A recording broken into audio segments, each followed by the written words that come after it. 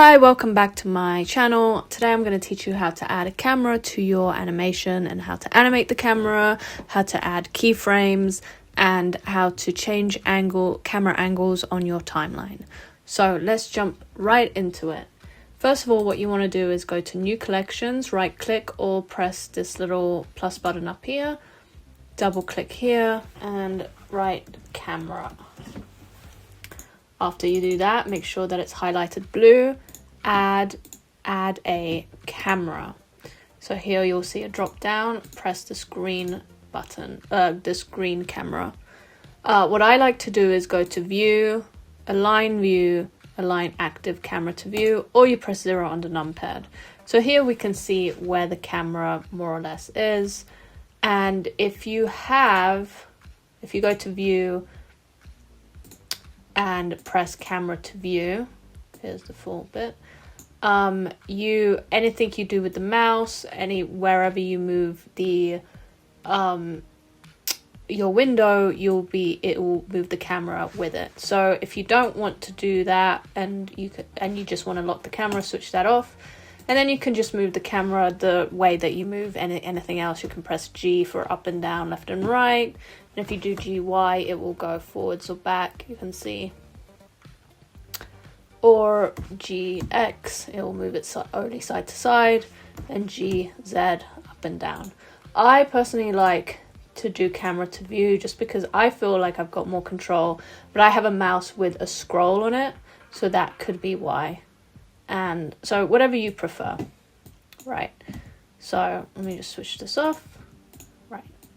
Go to 0 or 1 on your keyframes. Right now this is where my camera is set, so we'll go to render image just to see what it looks like. And I'm pretty happy with that for the purposes of this tutorial.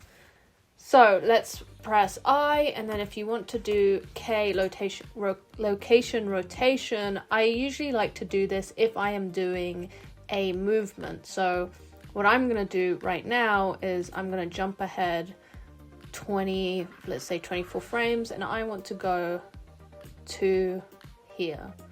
So I'm going to have the camera and it's going to pan forwards.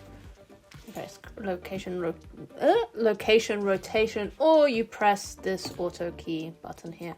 So now we can see that it's going to zoom into her face or pan into her face. And if you want to see how it looks, again, render image. And this is how she looks right now. Perfect.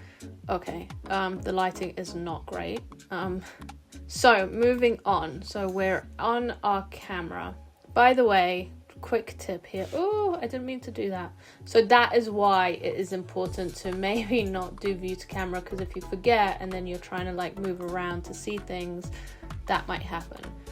So here's the camera, and what you may see is that it's very small. So press S and to make it bigger so that you know exactly where it is. Then press 0 on your numpad. I don't have my keyboard on me yet, so that's what it is. And now I have to like adjust my camera view once again because I messed. Oh no. See, that's also what happens when you have the auto keying. So I want to keep it to that. So okay. So when panning in, and let's just say that we now want to like move around her. Again, I would use this just because I feel like I've got more control, but you might not want to do that. And if I want to move around, I'm going to zoom out and then just make sure that she's still in the frame and then move to the side like that. And with the auto key, I would still do location rotation just so that. And this is a little quick. And also I want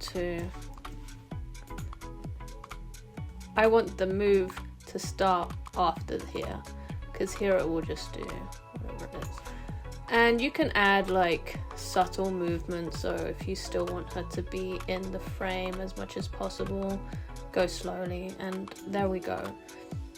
And again, if you press T for interpolations, this one's linear. If you want Bezier, which is more of like an ease in, ease out type of situation.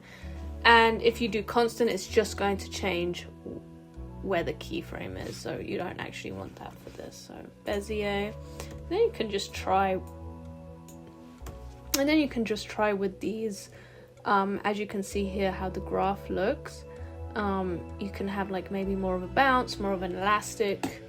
We'll see how this goes. So it's like, you know, it's a little crazy, but it's always nice to like have a little bit more fun. So this is our, let's call it camera A. So if we come here and we'll press camera A. Okay, so now that's for a movement camera. If we go back to the start, let's add another camera. So we go add camera, do the same, just, you know, or here it is. And I'm gonna align my camera like so. So just like a medium or a close-up, like so. And again, make sure to uncheck that if you've got it, because I want to go to see where the camera is and then just make it a little bit bigger so that I can see where we're at. Also, if you want to know if it's like, so here we're on 86 and I want to have like a 90 degree, and I think here's 0 and here's 0. So like if you want to just be a little bit more accurate, I think going to your transform is the best way. And then I'm just going to align like this. And let's render image and see how it is. That's for the purpose of this, we're fine. I might let's see, zoom out a little bit. Okay. All right, so here we have our camera. Again, we've started a keyframe. We don't want any keyframes here. And here's the camera angle, and she's going to, oh, your animation is doing whatever, you're gonna have the camera here. So let's just say we like this camera. What you want to do, if you want to edit in your timeline, so you can edit your animations different ways. You can put a camera for like 300 frames pointing one direction, then one on another, and you just export the full animation on all camera angles, which is good and bad, because it's good in the sense of you get your coverage just like any, just on the same as on a movie set. You have your coverage and you can, you know, switch camera angles wherever you want.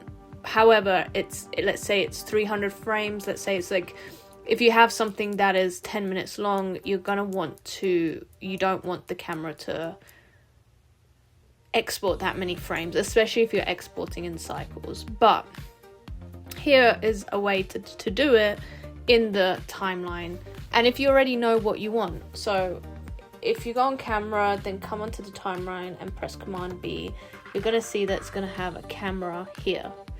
And so we've added a camera. This other camera that we have animated is still floating around, but it's not on our time frame. So we can switch it off just so that we don't have to see it. And now I want to add another camera, and because I want coverage. Let's just say, for argument's sake, we need a wide angle of whatever she's doing. Okay, I'm gonna do camera B, and then camera C. Alright, so now we have camera, it should be camera B here. We didn't, whatever. It doesn't matter, but here, for the sake of everything, camera B and camera C. Okay, so down here you can see it's camera B. We're gonna go forward 60 frames, and we're gonna highlight camera C, and we're gonna do Command B. So now when we're on frame 59, it's gonna be camera B, and then it's going to be camera C. So when you're importing or exporting your animation, it is going to render the way it is on the timeline. So now we're going to go forwards, and now I want camera A. Let's say we want to move it, so I want actually camera B to be here, and I want camera A to be here. We're going to Command A, there, then it's going to go here, then we're going to move to C, and then we're going to go move to B.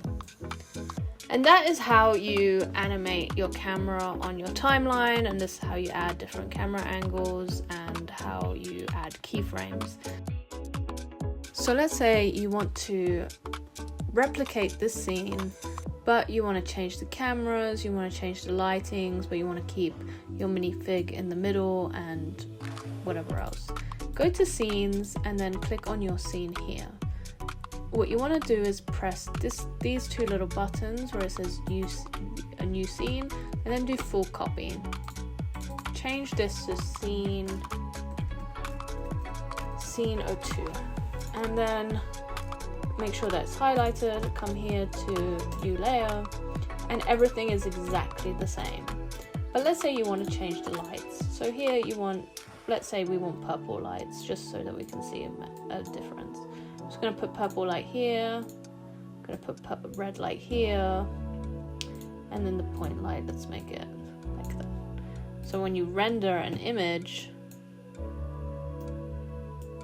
we will render and see what it looks like. Now she's all pink and looks very different. So when you go back to your scenes, you see this, and then you go back to your other scene. So this is just a good way to like be able to start a fresh new timeline. So here you can also like delete all of your, make sure you go to view and you delete all the cameras and start from scratch. I quite like using that, especially with like a more complicated animations where I want the camera angle to just be on another minifig and stay on that minifig. We can just create a new shot. I hope this helps, these small little tutorials, and I really want to thank everyone that has given me a like and a follow. I really do appreciate it, and see you on the next episode. Bye.